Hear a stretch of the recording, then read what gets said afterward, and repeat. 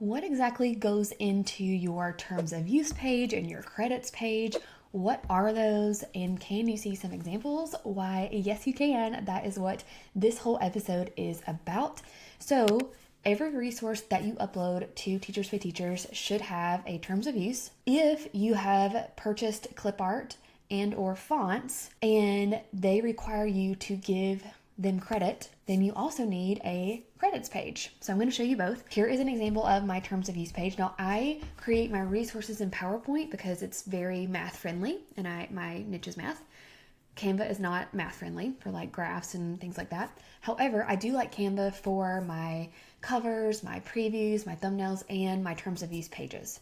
So here's an example of my terms of use page. It has my brand colors, it has my logo down at the bottom, and it just has a few sections. It has licensing terms, which means can more than one teacher use this, or is each teacher buying just one license? Which when you're selling on TPT, each teacher is buying one license. TPT does have the option for them to choose multiple licenses at checkout, so then they could do that through TPT. And then it also has a spot for copyright terms. I think that you can totally use AI to generate these blurbs for you. Then it has a you may and a you may not section. This is just telling teachers in common terms what they can and cannot do. So they can use it for classroom use. They can post it to a password protected website like Google Classroom or Microsoft Teams. They can email the assignments to students. But what they cannot do is they can't share it with other teachers unless they bought multiple licenses. They can't post it just on a website where anyone can find it. And they can't copy or sell the resource as part of their own, saying that like they made the resource. That's pretty much all I have in my terms of use page. Now, I have had my lawyer friend, my attorney friend, Brittany Rattel, on the show. Definitely go and give that episode a listen. It's all about keeping your business legally legit. So it doesn't just have to do with like terms of use, but everything in your business. But we did talk about during that episode, in order for your terms of use to be valid, people need to see it before they actually purchase. And that was news to me.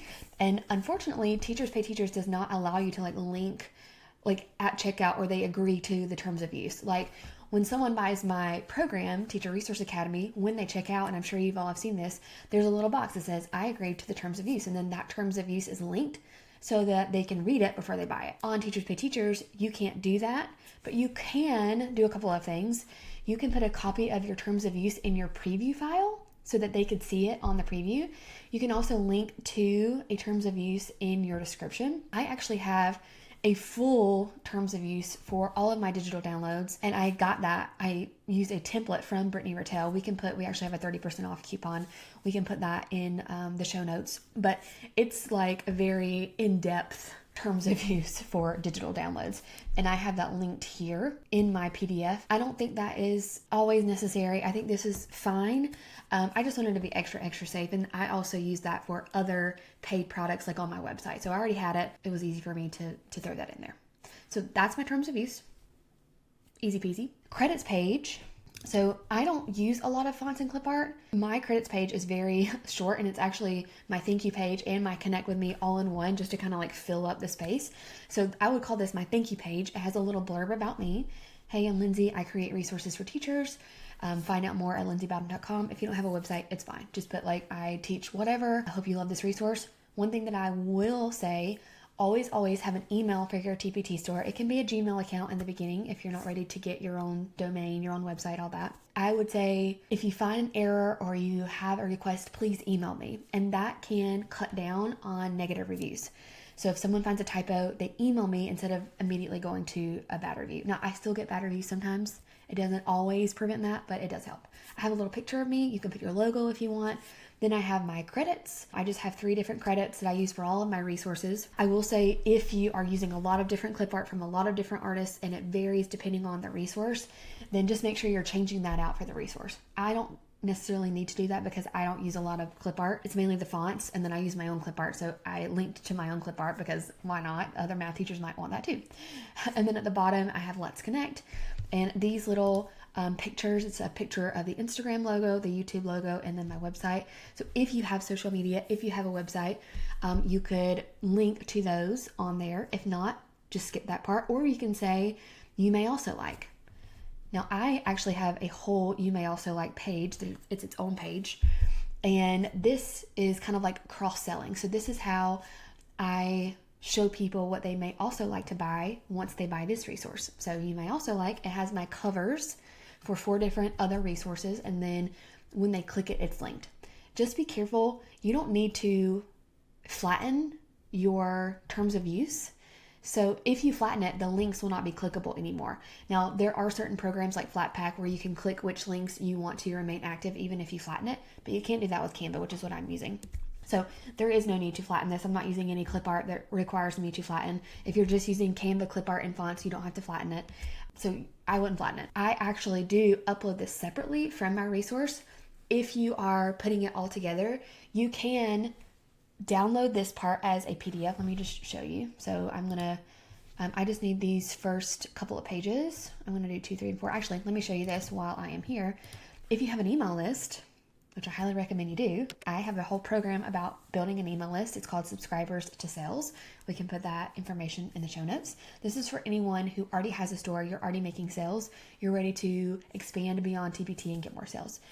When you create your email list, you want to have a lead magnet, which is a freebie, and you can have a page in your terms of use for that freebie.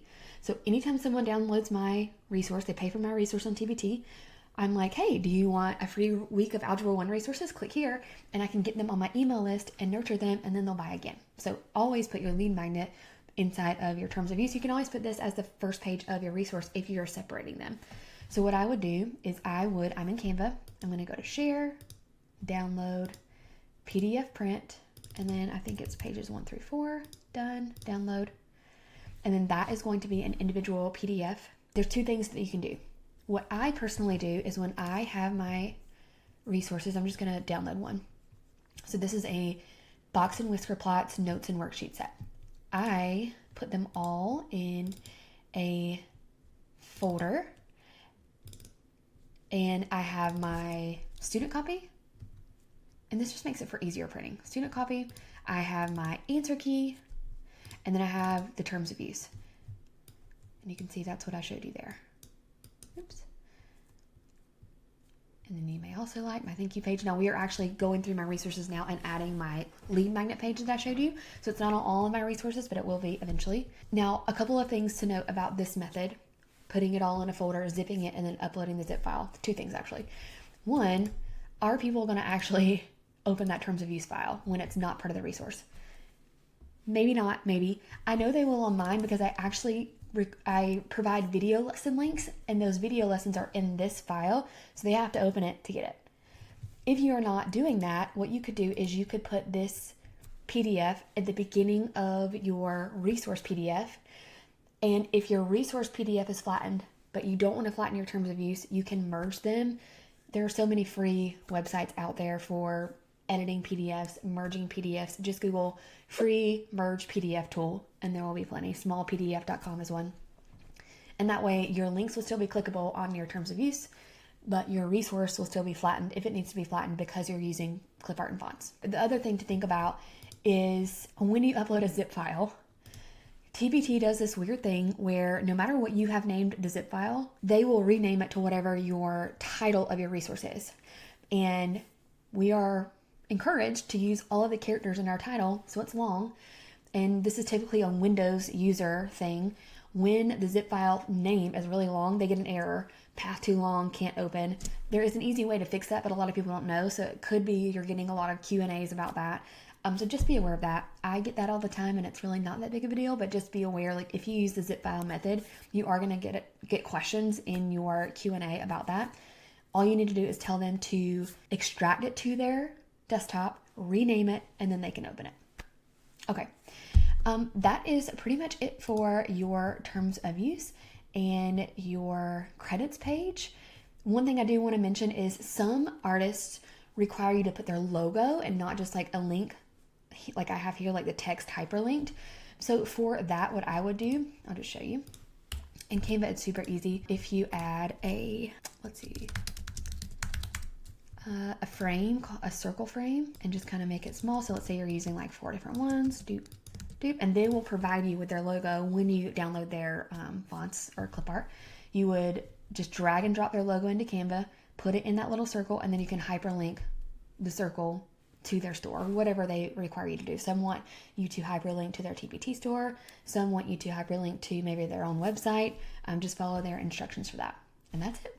That is how you make a credits page and a terms of use page. So make sure you have that in every resource, and I will see you guys next week. Bye-bye.